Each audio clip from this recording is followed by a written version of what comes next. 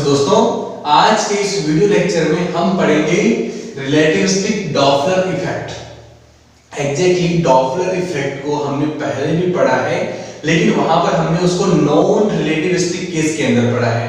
यहां हम दो फ्रेम में जो रिलेटिविटी लगती है उसका यूज करके एग्जैक्टली हम इसकी इक्वेशंस को फाइंड आउट करेंगे। ये इक्वेशन जो हम फाइंड आउट कर रहे हैं, इसकी एक स्पेशलिटी क्या है कि यहां जो डॉपलर इफेक्ट की जो फाइनल इक्वेशन आएगी वो इक्वेशन किस पे डिपेंडेंट होगी? एंगल डिपेंडेंट होगी। और एग्जैक्टली वो जो सॉल्यूशन किससे फाइंड आउट करेंगे? वेव इक्वेशन से फाइंड आउट करेंगे। तो देखो स्टार्ट करते हैं। लेट अज्यूम करो कि रिलेटिविटी के अकॉर्डिंग हमारे पास कोई भी दो फ्रेम ऑफ रेफरेंस है, ठीक है। उन दोनों फ्रेम ऑफ रेफरेंस की एक स्पेशलिटी क्या है कि t is equal to 0 time पर, यानी कि जिस किसी भी एक टाइम पर मान लेते हैं कि दोनों फ्रेम ऑफ रेफरेंस हैं, वो दोनों का ओरिजिन एक ही है, ठीक है, वो दोनों ओवरलैप कर रहे हैं। और जैसे ही टाइम स्टार्ट होता है तो जो आपका एक फ्रेम जो है आपका s दिस फ्रेम है, वो v वेलोसिटी से s फ्रेम के रिस्पेक्ट में x डायरेक्शन में मूवमेंट करना शुरू कर देता है, ठीक है। तो एग्जैक्टली क्या होगा, कुछ देर बाद में क्या होगा, दोनों फ्रेम के जो ओरिजिन होंगे वो क्या हो जाएंगे? अलग अलग हो जाएंगे, ठीक है। अब किसी एक टाइम के लिए उस सिचुएशन को पॉज कर देते हैं, उस सिचुएशन को वहीं रोक लेते हैं, तो क्या होगा, दोनों फ्रेम ऑफ रेफरेंस में एक डिफरेंस होगा। मान लिया कोई भी एक ऑब्जर्वर जो है वो किसी p पॉइंट पर बैठा है, ठीक है। जो पहला फ्रेम ऑफ रेफरेंस है हमारा s जो है, उसके ओरिजिन यानी कि उसके केंद्र बिंदु से कोई भी एक सिग्नल होगा वो छोड़ा जाता है, ठीक है, किसकी तरफ? ऑब्जर्वर की तरफ, ठीक है। और सिमिलरली जो ओडेस जो आपका है पॉइंट है, किसका है? आपका s डैश फ्रेम का है। वहां से भी कोई सिग्नल जो है वहां पर ऑब्जर्वर की तरफ छोड़ा जाता है, ठीक है। तो एग्जैक्टली ऑब्जर्वर को दोनों सिग्नल में जो रिलेटिविटी जो फाइंड आउट होगी, ठीक है, जो डॉपलर इफेक्ट जो फाइंड आउट होगा वो किस प्रकार फाइंड आउट होगा, ठीक है, उसकी इक्वेशन हम लोग फाइंड आउट करेंगे। तो सिंपली देखिए, एग्जैक्टली मान लिया कि वो जो लाइट है वो ऑब्जर्वर की तरफ जो जा रही है, जो लाइट जा रही है वो लाइट है, उसको वेव इक्वेशन की फॉर्म में लिखेंगे, ठीक है। तो वो सिंपल में लिखा है कि equation of plane wave in frame s, जो पहला फ्रेम s है आपका, उसमें जो वेव इक्वेशन होगी, ठीक है, जो भी लाइट की है वो एग्जैक्टली इस प्रकार लिखी जाती है। हमने ये इक्वेशन बहुत बार लिखी है इलेक्ट्रोमैग्नेटिक्स के अंदर, ठीक है। तो देखो इधर साई जो है वो एग्जैक्टली वेव इक्वेशन को इंडिकेट कर रहा है। वहां देखो a आपका इक्वेशन का एम्पलीट्यूड है, ये exp ये एग्जैक्टली एक्सपोनेंशियल है, ठीक है। और आयोटा एग्जैक्टली कॉम्प्लेक्स नंबर को शो करता है, ठीक है। और k यहां पर क्या है? एग्जैक्टली प्रोपगेशन कांस्टेंट है, ठीक है। और यहां पे r क्या है? आपका r आपका वेक्टर है, पोजीशन वेक्टर है, ठीक है। और ओमेगा जो है आपको क्या है? एंगुलर फ्रीक्वेंसी है, ठीक है। और t एग्जैक्टली टाइम है। तो ये जो वेव इक्वेशन है, इसमें देखो ओमेगा एंगुलर जो फ्रीक्वेंसी है वो एग्जैक्टली क्या लिखी जा सकती है? w बराबर 2 पाई f, ठीक है। f भी क्या होती है? सिंपल फ्रीक्वेंसी होती है, 1/t होता है, ठीक है। और जो प्रोपगेशन कांस्टेंट जो होता है k आपका, ठीक है, व्हेन की वेव का प्रोपगेशन कांस्टेंट वो क्या होगा? w/c होता है, यानी कि angular frequency upon speed of light होता है। तो यहाँ पे ओमेगा की जो है आपकी वो 2 पाई f होगा। तो एग्जैक्टली फार्मूला इस प्रकार कन्वर्ट हो जाएगा। तो एग्जैक्टली जो हमारी वेव इक्वेशन है इसी का यूज करेंगे हम लोग। अब देखो इस वेव इक्वेशन को सॉल्व करने के लिए सबसे एसेंशियल चीज वो चीज क्या है? ये वाला अंदर का पार्ट, ठीक है। यहाँ देखो पहला है k डॉट r, ठीक है, वेक्टर k डॉट r, यानी कि प्रोपगेशन जो कांस्टेंट है आपका जो तरंग का, और आपका जो ओमेगा t यानी कि जो उसकी एंगुलर फ्रीक्वेंसी और टाइम का जो मल्टीपल है, ठीक है, उसको एग्जैक्टली फर्स्ट हम सॉल्व करेंगे। देखो एग्जैक्टली k डॉट r को सॉल्व करूंगा। देखो यहाँ पर k डॉट r को मैंने सॉल्व किया है, ठीक है। सिंपली देखो यहाँ पर कि k जो है वो एग्जैक्टली क्या है? 3 कंपोनेंट में डिवाइड होगा, ठीक है। यानी कि जो वेव है वो एग्जैक्टली x एक्सिस में जा सकती है, y एक्सिस में जा सकती है और z एक्सिस में जा सकती है। तो तीनों एक्सिस में और तीनों डायरेक्शन में जो वेव कांस्टेंट की जो वैल्यू होगी वो एग्जैक्टली क्या होगी? देखो यहाँ पे आयोटा kx, यानी कि i का मतलब x डायरेक्शन में kx कंपोनेंट होगा, j मतलब y डायरेक्शन में ky कंपोनेंट होगा, और आपका k मतलब z डायरेक्शन में आपका kj कंपोनेंट होगा। सिंपली हम इस पर लिखते हैं, बीच में क्या एग्जिट आपका डॉट प्रोडक्ट, ठीक है। और आपका r आपका क्या होता है? पोजीशन वेक्टर होता है, जो सिंपली कैसे राइट डाउन किया जाता है? x डायरेक्शन में x कंपोनेंट, y डायरेक्शन में y कंपोनेंट और k मतलब z डायरेक्शन में z कंपोनेंट। ये एग्जैक्टली मैंने यहाँ पे उसको डॉट प्रोडक्टिव फॉर्म में लिखा है। अब देखो एग्जैक्टली इसको एग्जैक्टली फिजिकली हम देखते हैं। मान लिया ये कोई फ्रेम ऑफ रेफरेंस हमारा S है, ठीक है, और उसके ओरिजिन O यानी इस पॉइंट से, ठीक है, ओरिजिन O पॉइंट से कोई भी एक तरंग ऑब्जर्वर P की ओर जा रही है, ठीक है। तो ऑब्जर्वर P इस तरंग को जो देखेगा या तरंग को जो अपनी तरफ महसूस करेगा आती हुई, वो क्या एग्जैक्टली कह रहे हैं, वो किसी एक एंगल पर आ रही है। तो स्पेसिफिसिटी क्या है, वो किसी एक एंगल पर आ रही है, और वो एंगल क्या है आपका, वो थीटा एंगल है आपका, ठीक है। तो उस थीटा एंगल पर आ रही है, ठीक है। तो एग्जैक्टली ये जो आपका k है वो क्या है, आपका तरंग जो है आपका प्रोपगेशन कांस्टेंट है वेव का, ठीक है।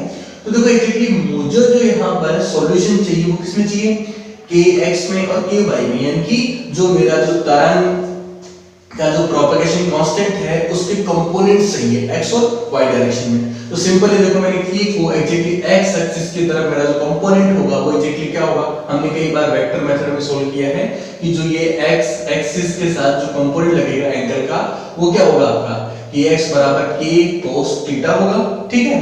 और आपका जो y कंपोनेंट जो लगेगा एग्जैक्टली वो क्या होगा आपका, ky k sin थीटा होगा, ठीक है। तो एग्जैक्टली इन दोनों कंपोनेंट को एग्जैक्टली हम लोग यहाँ पर यूज करेंगे, ठीक है। सिंपल देखो यही इक्वेशन जो है, इस इक्वेशन मैंने सॉल्व किया है, डॉट प्रोडक्ट किया है। आयोट जो आपका i है, i के साथ डॉट प्रोडक्ट क्या होगा, 1 के बराबर होगा। तो यहाँ क्या आ जाएगा, kx और आपका x आ जाएगा, ठीक है। सिंपली ky y आ जाएगा और kz z आ जाएगा।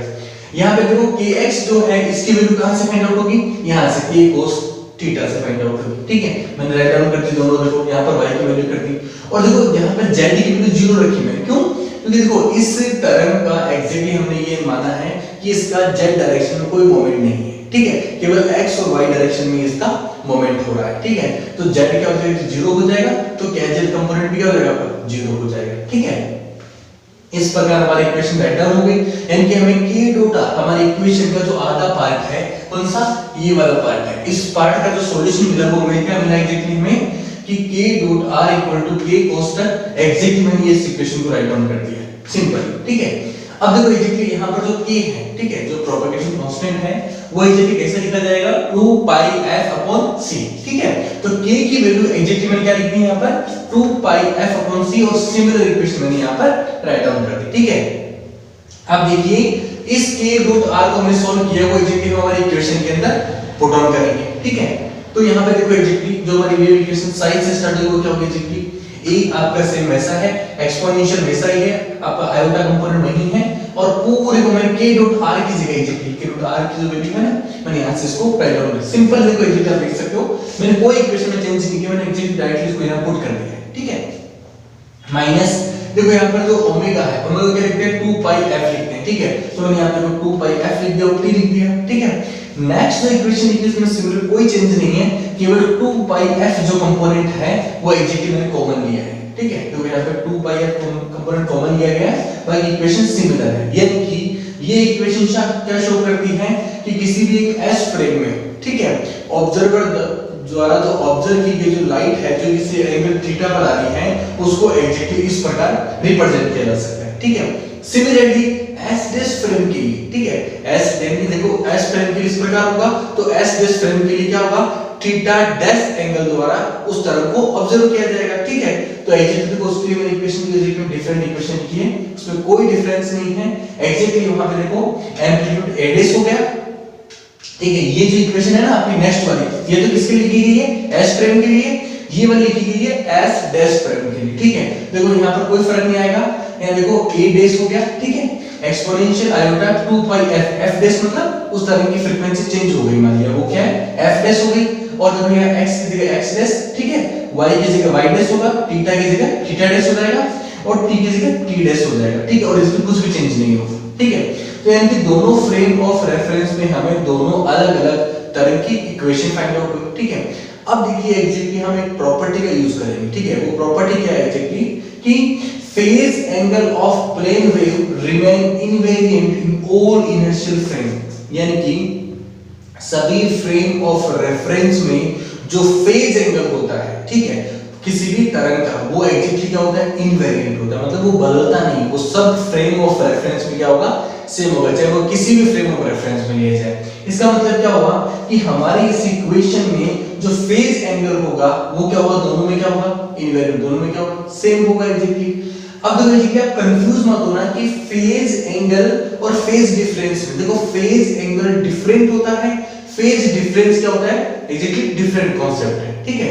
अब देखो representation of phase angle in complex number, यानी किसी वेव को कॉम्प्लेक्स नंबर में जब हम लिखते हैं तो उसके लिए एग्जैक्टली जो रिप्रेजेंटेशन होता है किसका, फेज एंगल का, वो किस प्रकार होता है, sine equal to a amplitude exponential iota और फाई। इनके आयोटा के साथ जो भी मल्टीप्लाई हो रहा है, जो भी क्वांटिटी मल्टीप्लाई हो रही है वो एग्जैक्ट क्या कहलाती है, फेज एंगल कहलाती है। इनकी phi equal to phase angle. देखो इस इक्वेशन को जैसे हम कंपेयर करेंगे एग्जैक्टली, देखो आयोटा के साथ ये वाली जो क्वांटिटी है ना, किसमें, s प्राइम के लिए, ये एग्जैक्टली क्या होगा, पूरा का पूरा फेज एंगल होगा। और यहाँ पर क्या होगा, ये वाली क्वांटिटी क्या होगी, एग्जैक्टली फेज एंगल होगी। और दोनों क्वांटिटी इनवेरिएंट रहती है, इसका मतलब क्या हुआ, दोनों क्वांटिटी बराबर होगी। देखो इसी प्रॉपर्टी के बेस पे देखो मैंने क्या किया, दोनों इस फेज एंगल को, ठीक है, दोनों फेज एंगल को मैंने एग्जैक्टली यहाँ पर बराबर रख दिया है। यहाँ पे देखो 2 पाई को मैंने यहाँ नहीं लिखा है क्योंकि 2 पाई से 2 पाई एग्जैक्टली यहाँ पे क्या होगा, कैंसिल आउट हो जाएगा। तो यानी कि ये जो हमें इक्वेशन मिली, ठीक है, इसके बेसिस मिली हमें कि दोनों फेज एंगल को हमने इक्विवेलेंट कर दिया, ठीक है। अब देखो इस इक्वेशन में थोड़ा सा आप नोटिस करो कि दोनों इक्वेशन में जो डिफरेंस है वो क्या है, कि ये जो एंगल है, फेज एंगल है, वो किसका है, s प्राइम का है। ये फेज एंगल किसका है, आपका s डैश प्राइम के लिए लिया गया है, ठीक है। लेकिन दोनों फ्रेम ऑफ रेफरेंस को एग्जैक्टली हम मैच कर सकते हैं, मतलब दोनों को मिला सकते हैं एक सिंगल इक्वेशन में, ठीक है। और उस इक्वेशन में एग्जैक्टली हम क्या कहते हैं, लॉरेंज ट्रांसफॉर्मेशन कहते हैं, ठीक है। एग्जैक्टली लॉरेंज ट्रांसफॉर्मेशन के बारे में हमने लेक्चर ऑलरेडी पढ़ लिया है, ठीक है। वहां हमने जो फाइनल आउटकम जो गेट किए थे ट्रांसफॉर्मेशन के, वो आपको यहाँ पर दिख रहे होंगे, ठीक है। उन्हीं ट्रांसफॉर्मेशन का यूज करके हम इस इक्वेशन को इक्विवेलेंट करेंगे, यानी फर्दर सॉल्व करेंगे, ठीक है। अब देखो exactly by using a Lorentz transformation का यूज करके मैं क्या करूंगा कि जो एग्जैक्टली मेरे जो कोऑर्डिनेट ट्रांसफॉर्मेशन दिख रहे होंगे आपको, उन ट्रांसफॉर्मेशन को मैं डायरेक्टली पुट किया है। देखो ज्यादा चेंज नहीं किया मैंने, देखो यहाँ पर x है ना, वहां पर जो भी उसका कोऑर्डिनेट ट्रांसफॉर्मेशन हो रहा है मैंने उसकी वैल्यू को पुट कर दिया है, ठीक है। वहां देखो एग्जैक्टली f आपका सिमिलर है, ठीक है। यहाँ पर जो गामा आ रहा है वो किससे आ रहा है, ट्रांसफॉर्मेशन की वजह से आ रहा है, ठीक है। और x x dash plus beta c और t डैश, ठीक है। एग्जैक्टली देखो ये जो बीटा c t डैश है वो एग्जैक्टली आपको इक्वेशन में दिख रहा होगा, ठीक है। इस प्रकार उसको मैंने राइट डाउन किया। बीटा की जो वैल्यू है वो एग्जैक्टली क्या होगी, v अपॉन c होगी, वो आपको हमेशा याद रखनी है इस इक्वेशन के, ठीक है। नेक्स्ट है हमारा कि एग्जैक्टली y कोऑर्डिनेट में कोई भी जो होगा क्या होगा, एग्जैक्टली चेंज नहीं होगा, ठीक है। तो y को मैंने क्या चीज मिली, y डैश कर दिया। यहां नोटिस करना, यहां पर क्या होगा, एंगल में कोई चेंज नहीं होगा, जो यहां पे थीटा एंगल है वो एग्जैक्टली बरकरार वैसा ही रहेगा, ठीक है। अपॉन c इक्वेशन सेम हुई। अब देखो t का ट्रांसफॉर्मेशन, टाइम का ट्रांसफॉर्मेशन भी लॉरेंज ट्रांसफॉर्मेशन दिख रहा होगा आपको, उसको मैंने एग्जैक्टली डायरेक्टली यहां पर राइट डाउन कर दिया, ठीक। कोई भी चेंज नहीं किया मैंने, बस क्या किया है, इस इक्वेशन में क्या किया मैंने, जस्ट मैंने ट्रांसफॉर्मेशन किया है, ठीक है। अब देखो एग्जैक्टली सेकंड इक्वेशन देखो ये भाई, ये एक चीज जस्ट कॉपी की गई, इसमें कोई चेंज नहीं है। देखो एग्जैक्टली ये इक्वेशन यहां पर कॉपी राइट डाउन कर दी गई। और देखो एग्जैक्टली यहां पर f डैश और लगा देते हैं, ठीक है। यहां पर क्या होगा, f डैश होगा, ठीक है। यहां पर f डैश होगा, है ना। अब देखो एग्जैक्टली इस इक्वेशन से जो नेक्स्ट इक्वेशन लिखी है मैंने, वो किस कांसेप्ट पे लिखी है, एग्जैक्टली मैंने क्या किया, सारे कंपोनेंट्स को सेपरेट किया है। इनकी जैसे x डैश कंपोनेंट जो है हमारा वो देखो यहां भी आ रहा है, ठीक है। x डैश का कंपोनेंट एक सीट में भी है, यहां भी आ रहा है, तो मैंने क्या किया, उनको सेपरेट कर लिया। यहां देखो एग्जैक्टली यहां पे x डैश के साथ क्या क्या जुड़ेगा, यहां देखो उसको ओपन कीजिए तो गामा, आपका गामा x डैश और आपका cos थीटा अपॉन c, ये एग्जैक्टली कंपोनेंट होगा। मैं नेक्स्ट इक्वेशन में देखिए गामा x डैश को कॉमन ले लिया, तो गामा x डैश कॉमन आ गया और बचा क्या पे यहाँ पे cos थीटा अपॉन c बचा, जो मैंने एग्जैक्टली राइट डाउन कर दी, ठीक है। नेक्स्ट यहां देखो माइनस सिंबल है, तो मैंने यहां माइनस सिंबल लगा दिया।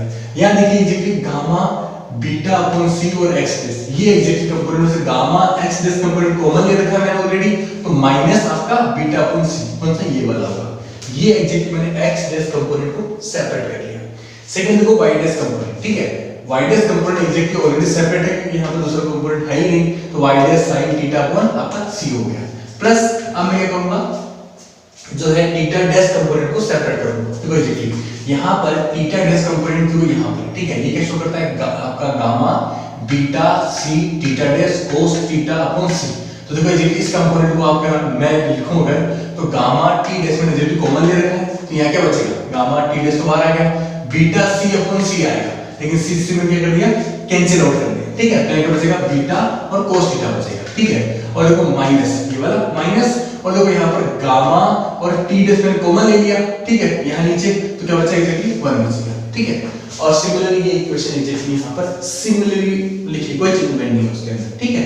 अब देखो एग्जैक्टली जो कंपोनेंट हमने सेपरेट किए हैं उनमें comparing the x dash y dash t dash coefficients, ठीक है, इन कंपोनेंट्स के जो कोएफिशिएंट्स हैं उनको एग्जैक्टली हम लोग कंपेयर करेंगे, ठीक है। फर्स्ट देखो एग्जैक्टली आपका x डैश कंपोनेंट यहाँ पर भी है, x डैश कंपोनेंट यहाँ पर भी है, इन दोनों कंपोनेंट्स को कंपेयर करूंगा तो एग्जैक्टली यहाँ क्या बचेगा आपका बचेगा f गामा, देखो f गामा, ठीक है, और cos theta upon c, cos theta upon c, ये बचेगा कंपोनेंट को।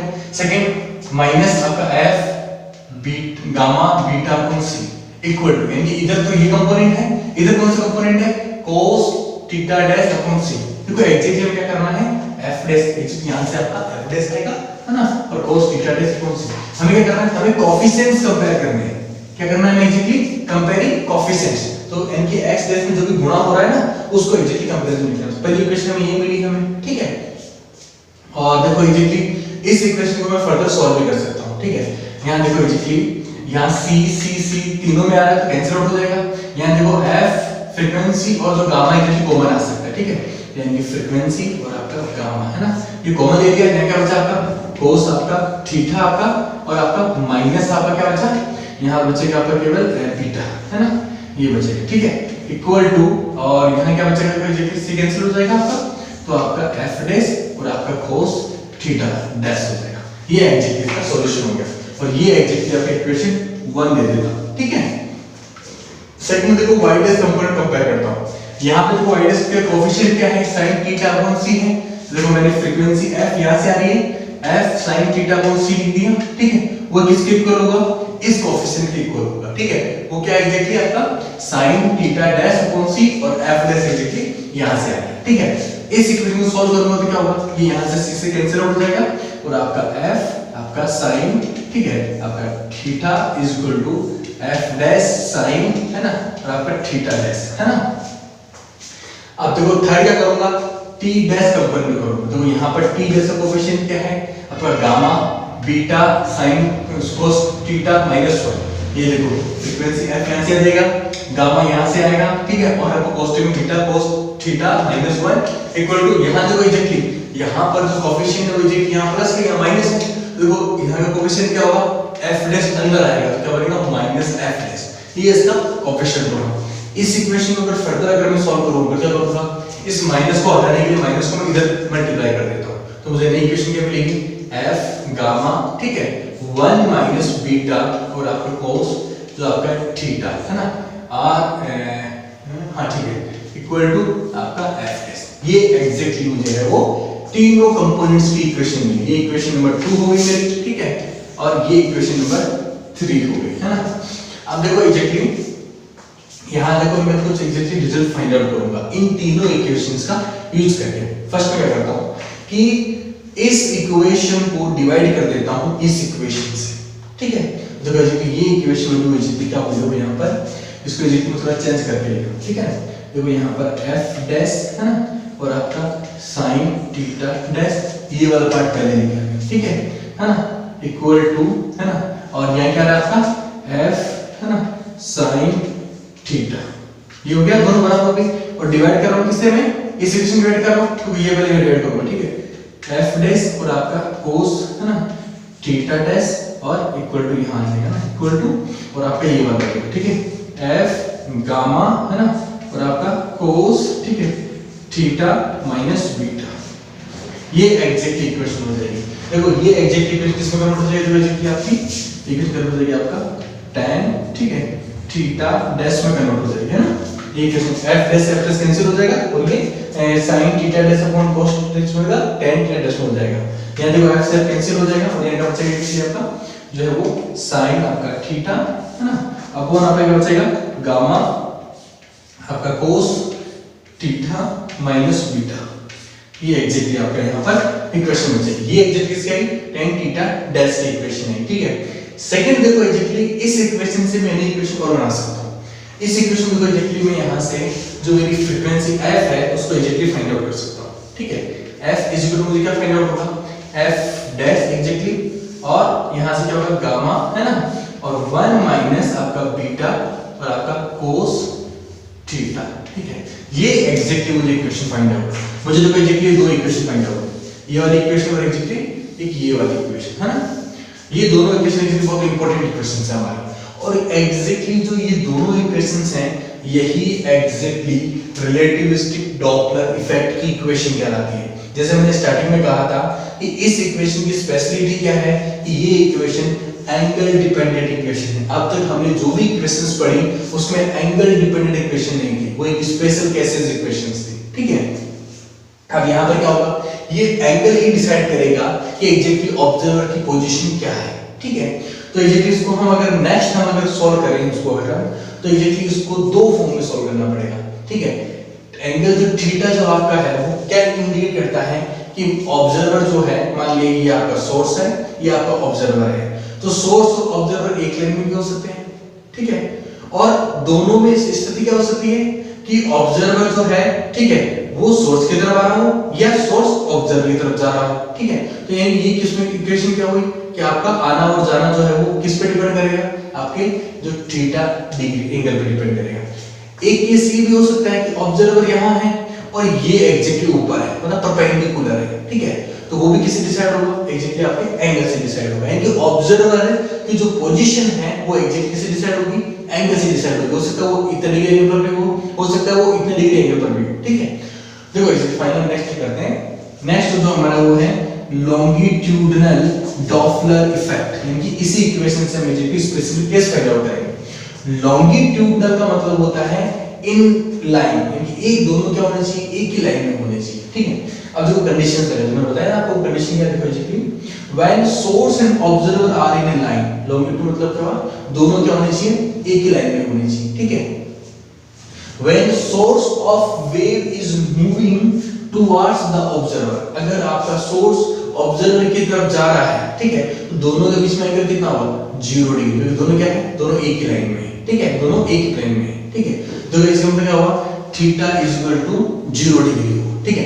कंडीशन याद रखना, कंडीशन क्या है आपका कि सोर्स है ना, source of wave is moving towards the observer, observer अपनी जगह पर हिल नहीं रहा है, सोर्स जो है ना वो एग्जैक्टली आपके ऑब्जर्वर की तरफ जा रहा है, ठीक है।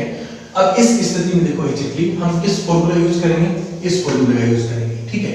और देखो एग्जैक्टली फार्मूला होगा वो एग्जैक्टली क्या होगा आपका f is equal to f dash, ठीक है, अपॉन यहां देखो एग्जैक्टली 1 माइनस है ना आपका गामा ऐसा का ऐसा रहेगा, 1 माइनस आपका बीटा और आपका कोस और आपका 0 डिग्री, ठीक है, 0 डिग्री है ना, एग्जैक्टली इस प्रकार लिखा जाएगा। और आपको पता है कि कोस 0 डिग्री की जो वैल्यू होती है वो 1 होती है आपकी, तो आपकी इक्वेशन क्या होगी इसकी, इस प्रकार लिखी जाएगी ना, f dash is equal to, देखो गामा जो होता है ना, गामा की वैल्यू एग्जैक्टली आपको दिख रही होगी, ठीक है। गामा की वैल्यू हम इस प्रकार राइट डाउन कर सकते हैं, यानी कि गामा की वैल्यू होगी एग्जैक्टली यहां पर लिख देता हूं मैं, वो होगी exactly √1 minus v square upon आपका c स्क्वायर, है ना। और एग्जैक्टली यहां पर देखो यहां क्या हो जाएगा, यहां हो जाएगा 1 माइनस बीटा, बीटा की वैल्यू एग्जैक्टली होती है अपनी v अपॉन c होती है, यानी कि हो जाएगी v अपॉन आपका c हो जाएगा। ये एग्जैक्टली इक्वेशन मुझे न्यू इक्वेशन फाइंड आउट होगी, ठीक है। इस इक्वेशन को फर्दर सॉल्व करने के लिए मैं चलिए कुछ चेंजेस करता हूं, यहां पर f डैश एग्जैक्टली ऐसा रहेगा, ठीक है। यहां देखो एग्जैक्टली इसको एग्जैक्टली मैं मैथमेटिकली एक आइडेंटिटी से एग्जैक्टली इसको मैं इस प्रकार लिख सकता हूं, ठीक है। वो कैसे लिखूंगा एग्जैक्टली मैं आपको है ना, वो लिखूंगा आपका रूट है ना 1 माइनस v इसको v अपॉन c और आपका रूट है 1 प्लस आपका v अपॉन c। मैं एग्जैक्टली इस इक्वेशन को इस प्रकार लिख सकता हूं, ठीक है। वो आपकी इक्वेशन होती है ना कि 1 माइनस a स्क्वायर, ठीक है, या फिर a square minus b square जो होता है उसको एग्जैक्टली आप a प्लस b और a माइनस b की फॉर्म में राइट डाउन कर सकते हो। सिंपली इसको भी एग्जैक्टली इस प्रकार लिख सकता हूं, ठीक है।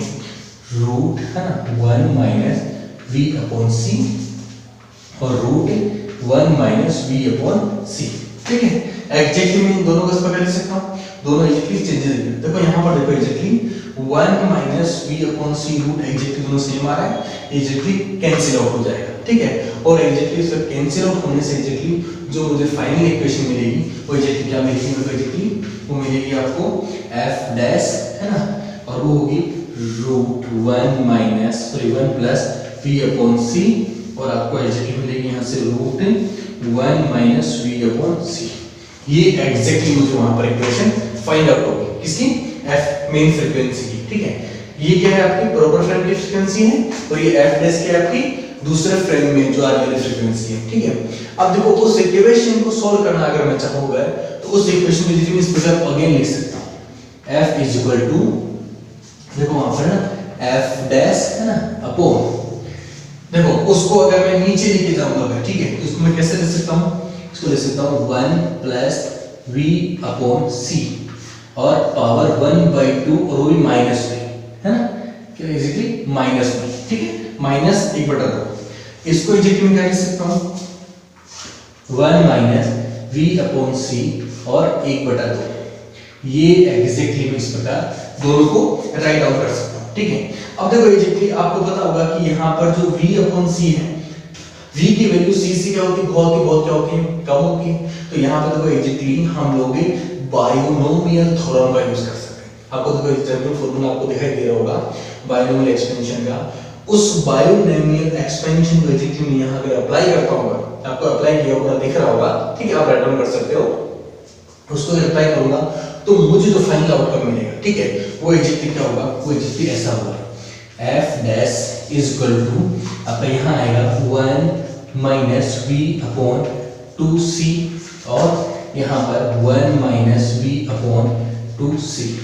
मैंने एग्जैक्टली को बायोनोमियल एक्सपेंशन का जो फाइनल रिजल्ट डायरेक्टली लिख दिया है, और मैंने कंडीशन क्या रखी है, कंडीशन में ये रखी है कि higher order term of v upon c का हायर ऑर्डर टर्म जो भी है मैंने सबको नेगलेक्ट कर दिया है। ठीक है, और नेगलेक्ट क्योंकि उनकी वैल्यू क्या है, बहुत ही कम है, और हम इसको नेगलेक्ट कर देंगे। ठीक है, एग्जैक्टली इस इक्वेशन को एग्जैक्टली आप सॉल्व करो आप अगर, ठीक है, तो आपको जो फाइनल आउटकम मिलेगा, ठीक है, वो एग्जैक्टली क्या मिलेगा कि जो आपकी फ्रीक्वेंसी f है वो इज इक्वल टू होगी आपकी f dash upon 1 minus v upon आपका c।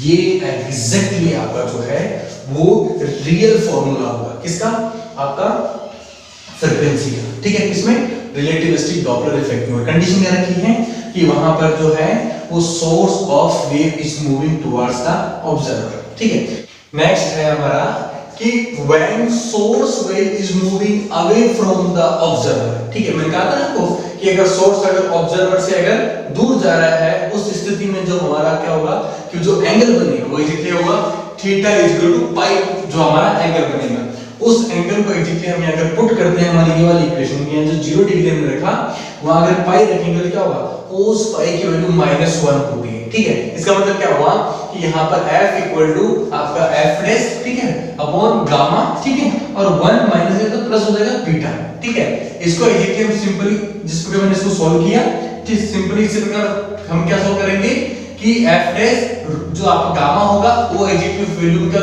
आपके ऊपर आ जाएगा, और 1 प्लस v अपॉन c। देखो एग्जैक्टली यहाँ 1 माइनस v अपॉन c आया था, यहाँ exactly 1 plus v upon c। Simply जैसे हमने इसको सॉल्व किया, मैंने इसको एग्जैक्टली एक्सपेंड किया, एक्सपेंड करने के बाद मैंने फाइंड आउट क्या किया, ये रिजल्ट मुझे एग्जैक्टली फाइंड आउट हुआ। ठीक है, और इसको एग्जैक्टली मैंने इस प्रकार रिप्रेजेंट किया। ठीक है, f dash upon 1 minus v upon c। Exactly इसको मैंने किया, नीचे जब लिया मैंने इसको, ठीक है, तो मैंने -1/2 लिख दिया। ठीक है, और ये एग्जैक्टली ऑलरेडी मेरे पास में था, ठीक है, नीचे, और इस दोनों को एग्जैक्टली मैंने क्या किया, बायोनोमियल एक्सपेंशन से एग्जैक्टली मैंने उसको सॉल्व किया। ठीक जिस प्रकार मैंने उसको नीचे वाले को सॉल्व किया था, जो मेरा फाइनल आउटकम मैंने उसको डायरेक्टली पुट किया, आप सॉल्व करना और फाइंड आउट करना, उसमें कंडीशन क्या लगाना कि जो भी हायर ऑर्डर जो टर्म्स है आपके v अपॉन c को नेगलेक्ट कर देना। ठीक है, तो ये मुझे एग्जैक्टली वहां पर फाइनल रिजल्ट मिला। इसको सॉल्व करने में मेरा फार्मूला एग्जैक्टली ये फाइंड आउट हुआ। ठीक है, इस फार्मूले में और इस फार्मूला डिफरेंस क्या है, उसके एग्जैक्टली एक वेलोसिटी में माइनस सिंबल का डिफरेंस है। ठीक है, देखो एग्जैक्टली देखो आप, ठीक है। तो ये हमारा क्या है, लॉन्गिट्यूडिनल डॉपलर इफेक्ट का सेकंड केस है, ठीक है। अब देखो एग्जैक्टली बहुत ही इस पूरे लेक्चर का जो एग्जैक्टली इंपॉर्टेंस है वो एग्जैक्टली क्या है, वो एग्जैक्टली ये वाला इंपॉर्टेंस है, ठीक है, कि रिलेटिविस्टिक डॉपलर इफेक्ट में और एग्जैक्टली जो आपकी सिंपल डॉपलर इफेक्ट में नॉन रिलेटिविस्टिक डिफरेंस क्या होता है या फर्क क्या होता है, एग्जैक्टली फर्क क्या होता है, ये वाला फर्क होता है कि नॉन रिलेटिविस्टिक केस के अंदर ये वाला आपका जो ट्रांसवर्स डॉपलर इफेक्ट है वो शो नहीं होता है। ऐसे तो उसको देखते हैं एग्जैक्टली ट्रांसवर्स डॉपलर इफेक्ट का मतलब क्या हुआ कि दोनों परपेंडिकुलर हो गए, ठीक है। तो यहाँ है एग्जैक्टली ये यहाँ पर परपेंडिकुलर दोनों है, ठीक है। वहां एंगल कितना बनेगा, π/2 बनेगा, ठीक है। एंड कि when observation is taken normal to the propagation of wave, ठीक है। अगर वेव के 90 डिग्री एंगल बना करके अगर उसकी प्रोपगेशन को अगर ऑब्जर्व किया जाएगा, ठीक है, इस प्रकार अगर, तो वहां एंगल कितना बनेगा, π/2 बनेगा। वो इफेक्ट क्या होता है, एग्जैक्टली ट्रांसवर्स डॉपलर इफेक्ट होता है। हमने यहाँ पे कुछ नहीं करना है, बस केवल ये जो फॉर्मूला जहां पर आपका 0 डिग्री रखा था आपने, ठीक है, वहीं पे क्या करना है, π/2 रखना है, ठीक है। π/2 पे क्या होगा, cos π/2 की वैल्यू एग्जैक्टली 0 हो जाएगी। तो आपका फॉर्मूला होगा एग्जैक्टली वो क्या होगा, एग्जैक्टली इस प्रकार कन्वर्ट हो जाएगा। वहां क्या बचेगा, आपका वहां पे गामा बचेगा। गामा की वैल्यू एग्जैक्टली पुट किया, क्या होगा, 1 - v² फाइंड आउट होगा। ये एग्जैक्टली जो फॉर्मूला क्या होता है, ट्रांसफर जो है वो डॉपलर इफेक्ट का होता है। यानी देखो कि transverse Doppler effect is observed in relativistic motion, केवल रिलेटिविस्टिक मोशन के अंदर ही ट्रांसवर्स डॉपलर इफेक्ट हमें देखने को मिलता है। It is not found in non relativistic case, non relativistic case के अंदर एग्जैक्टली ये हमें देखने को नहीं मिलता है, ठीक है। यानी कि आज के इस लेक्चर में हमने जो रिलेटिविस्टिक डॉपलर इफेक्ट है उसको एग्जैक्टली हमने वेव थ्योरी से उनको एक्सप्लेन किया। हमने लॉन्गिट्यूडिनल डॉपलर इफेक्ट और एग्जैक्टली ट्रांसवर्स डॉपलर इफेक्ट को एग्जैक्टली हमने यहाँ पर फाइंड आउट किया। Thank you.